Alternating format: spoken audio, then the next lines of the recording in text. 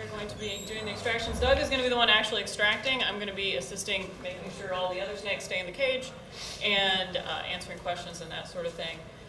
Once we start getting the snakes out, we do ask that, especially those of you in the front, basically stay still while he is catching the snake. What will happen is we'll get one snake out of the cage. Doug will get a hold of it here in the box, and then he will bring it to this podium in order to extract the venom.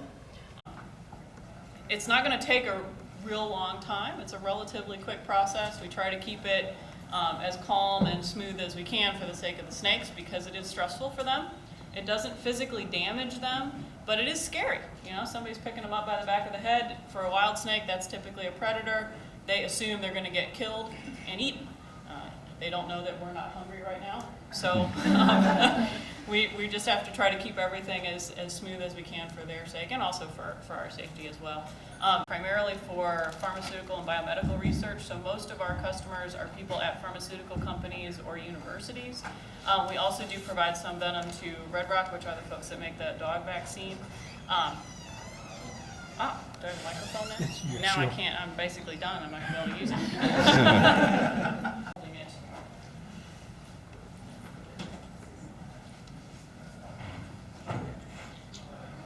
We'll be doing 5 snakes. Yes, we will be doing 5 snakes per talk here.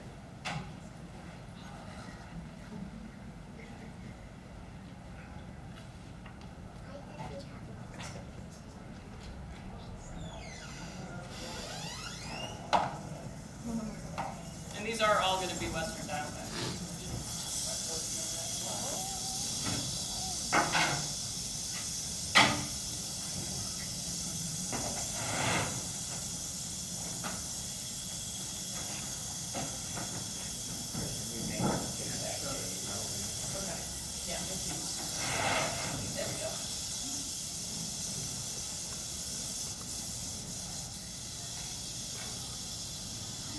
See the venom flowing down there. We'll massage the glands just a little bit. We don't push on them, but we do try to extract, get as much as we can from each snake without harming them.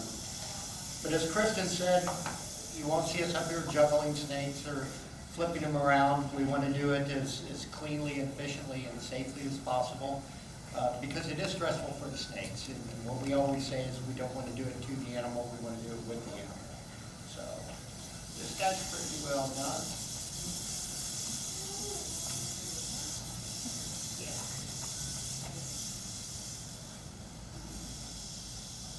What Kristen's doing is putting a little noble stand on the fang sheath. There's a sheath that comes down and covers up the fangs that kind of protects them.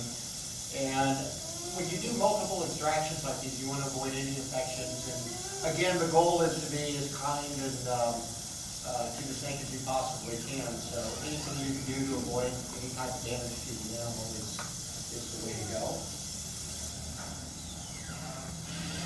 There's nothing wrong with them, other than they're being uncooperative.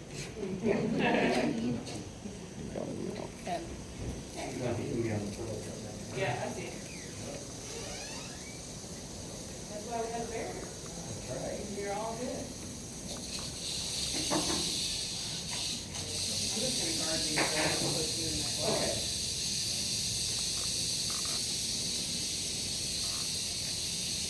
I don't think they want to come out anyway. It's good to be ambidextrous.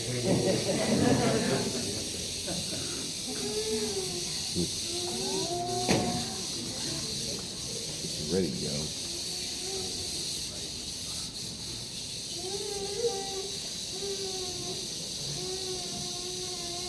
You might notice the snake's head looks like it's changing shape or moving around a lot as he's massaging the glands. But remember, a snake's skull is built to be very flexible so that they can swallow large prey items. Remember, snakes all swallow their food whole. So even when it looks like the skull is contorting, he's not injuring it.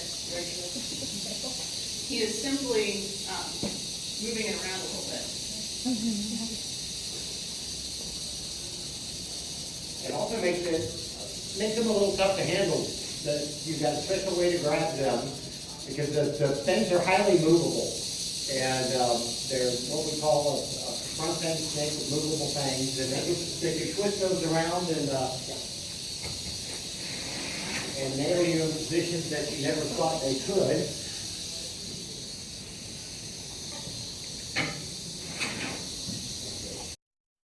The margin of error is actually very small. And if you have your finger just a little bit too far forward, you basically can have it up underneath the snake's jaw. Well, keep in mind, remember, the snakes were going to eat him. And so if he's off and the snake thinks he can bite you, they will put a fang out the side of their mouth or even through the bottom of their lower mouth in order to bite you. It's not because they're being mean. Again, they're just scared. So a lot of times we see people on the internet or on TV and we cringe because we know they're past that margin of error and that they're just lucky that the snake isn't getting them. There really is very few reasons to ever pick a snake up this way. Extraction is one of the few. There are perhaps a few medical procedures, but most of the time now we can use other techniques as opposed to having to grab them for most medical procedures.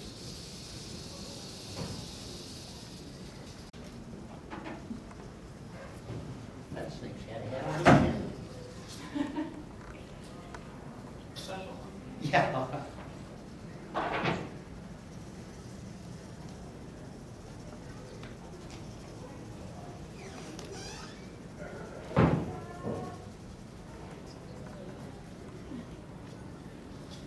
And these guys are, rattlesnakes and a lot of venomous snakes are, in the wild, animals are built for defense and animals are built for hunting. And what these guys, they've developed the venom, so they've traded off kind of body strength and durability. So they're very fragile animals. So when we grab these up, we grab them with two hands and we try to support them to keep them from thrashing around, because you can do a lot of damage really quick to the spinal cord and ribs with these snakes. Again, because they've got a different defense mechanism built in. So we try to take very, very delicate care of these guys. And again, it's all about doing it with the animal and with respect, and not to the animal, and certainly not for show. There's no good show in getting a snake bite.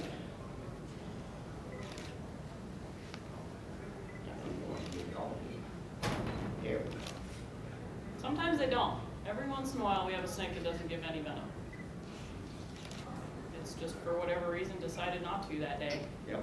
And we're not going to force them. If they don't give any, they don't give any. Yeah.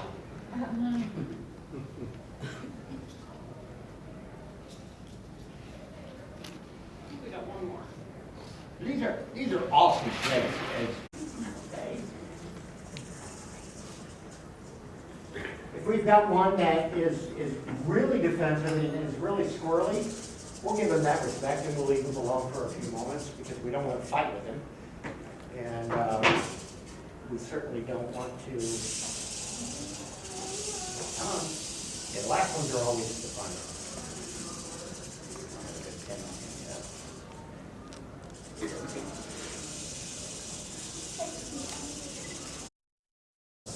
Again, just respect them for who they are and what they are, and walk away, and stay on the business end.